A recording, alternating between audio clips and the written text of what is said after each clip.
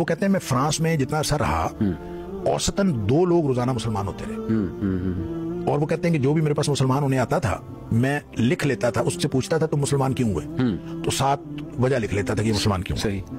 وہ یہ واقعہ بتاتے ہیں کہ ایک فرانس کا جو بہت معروف میوزیشین تھا، بہت بڑا موسیقار تھا، اس کا نام تھا یاک یلبر، تو وہ آیا میرے پاس اور کہتا ہے میں نے مسلمان ہونا ہے۔ اچھا، تو کہتے ہیں میں نے اس سے پوچھا کہ تم نے مسلمان کیوں ہونا ہے، تو اس نے کہا کہ میں چونکہ بہت بڑا موسیقار ہوں اور مجھے موسیقی کی ساری دھنوں کا پتہ ہے، تو کہتا ہے کہ میں کسی مسلمان دوست کے ساتھ جا رہا تھا، تو ابھی ہم حال میں پہنچے نہیں تھے، تو پہلے ہی مجھے کوئی آواز آئی، تو بڑی شاندار موسیقی تھی، تو میں نے اپنے دوست سے پوچھا یہ کون سی موسیقی ہے، اس نے کہا یہ موسیقی نہیں ہے، تو قرآن کی تلاوت ہو رہی ہے۔ کہتا ہے ہم اندر گئے تو وہ تو جناب وہ کہتا ہے میں تو حیران رہ گیا کہ کیا شاندار موسیقی تھی۔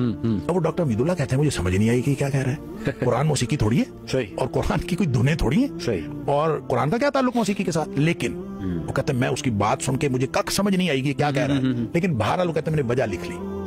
تو کچھ عرصے بعد کہتا ہے کہ اس کے استاد کا فون آیا، نہیں پہلے اس کا فون آیا موسیقار کا، یاک یلبر کا، اس کا فون آیا کہ یہ تمہارا جو تم نے مجھے جو استاد دیا ہے نا، یہ مجھ سے کوئی چیز چھپا رہا ہے، مجھے ٹھیک نہیں بتا رہا۔ تو میں حیران ہوا کیا، اس سے پوچھا، وہ کہتا ہے جی یہ نا میں نے اس کو پڑھایا ہے، یہ اذا جاء نصر اللہ والفتح ورأیت الناس يدخلون فی دین اللہ افواجا فسبح بحمد ربک، میں نے اس کو پڑھا ہے۔ تو یہ کہتا ہے کہ یہ جو افواجا ہے اور فسبح ہے، اس کے درمیان میں کوئی لفظ ہے، وہ بتاؤ کیا ہے۔ اچھا، تو وہ استاد کہتا ہے میں اس کا کیا کروں، یہ کہتا ہے اس میں لفظ ہے، میں کہتا ہوں لفظ کوئی نہیں ہے۔ اب یہ جھگڑا تھا، دونوں آ گئے میرے پاس، اور ڈاکٹر امید اللہ کہتے ہیں میں حیران بھی میں اس کا کیا کروں۔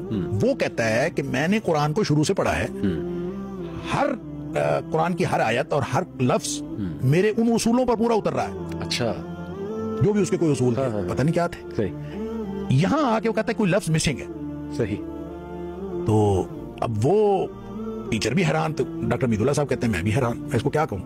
تو کہتے ہیں بیٹھے بیٹھے نا مجھے خیال آیا کہ بچپن میں مجھے قاری صاحب نے انڈیا میں جو قرآن پڑھایا تھا نا، انہوں نے مجھے سختی سے روکا تھا کہ افواجا پہ رکنا نہیں ہے۔ اچھا، افواجن فسبح پڑھنا ہے۔ اللہ اکبر۔ کہتا مجھے بچپن کی وہ بات یاد آئی، اور یہ بھی یاد آیا کہ ایک دفعہ میں رک گیا تھا تو قاری صاحب نے مجھے تھپڑ بھی لگایا تھا کہ تم رکے کیوں۔ صحیح۔ تو ڈاکٹر امید اللہ کہتے ہیں میں نے اس کو کہا کہ یہ نا یہاں پہ مسنگ کوئی نہیں ہے، اس کو بس یوں پڑھنا ہے افواجن فسبح بحمد ربک۔ صحیح صحیح۔ تو کہتے ہیں میں نے یہ کہا تو وہ اٹھ کے ناچنے لگا، اللہ اس کے ناچنے لگا، اب ٹھیک ہے، یہ اب ٹھیک ہے۔ صحیح صحیح۔ بہرحال ڈاکٹر امید اللہ نے یہ لکھا ہے کہ وہ آدمی ایک انتہائی مخلص اور بہترین مسلمان کے طور پر زندہ رہا، 1975 میں اس کی وفات ہو گئی، لیکن ہمیں پتہ نہیں چل سکا کہ اس کے پاس کون سا علم تھا اور کس علم سے قرآن کو پرکھتا رہا۔